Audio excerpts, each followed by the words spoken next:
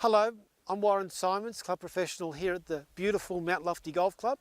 Today's session, what I'd like to cover is one of the most important parts of the golf swing, and that's the hip turn. This is something that a lot of golfers either don't perform or don't perform properly. But it's actually one of the basics, and if you can perform this correctly, gets the ball in the air, and it helps you a long way to hit the ball properly and where it's supposed to go. Now the hip turn, in other words, is as you're hitting the ball, you need to turn your hips back and turn your hips going forward. What a lot of golfers do is that they tend to slide their hips. They tend to slide on the backswing and they tend to slide on the forward swing.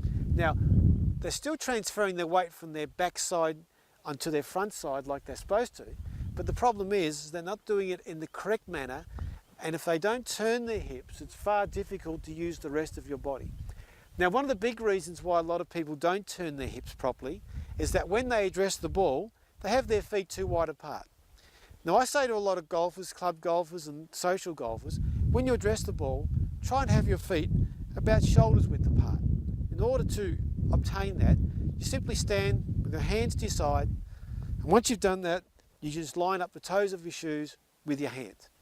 Now, if I have my feet too wide apart, like so, it's quite clear that if I have my hands to my side, fingers down to the ground, my feet are way outside that shoulder line. So therefore, when a golfer does that and they swing, all they'll tend to do is to just sway or slide their hips instead of the hip turn.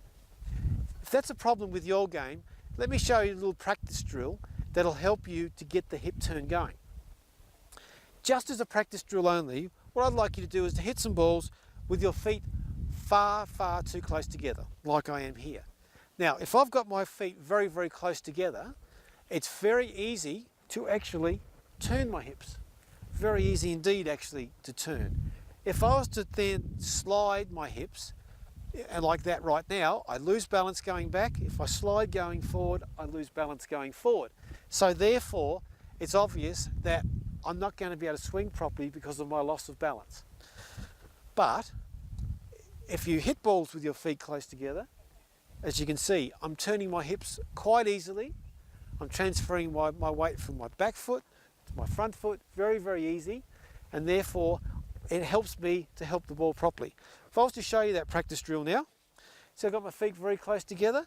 Now, if you practice this drill with around about a 9-iron, a wedge or a sand iron, as I said, it's only just a practice or a swing drill. So therefore, you're not looking to hit the ball very far, but just a feeling drill to actually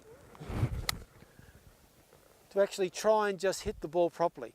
And you'll be surprised how far you can hit the ball actually with this narrow stance.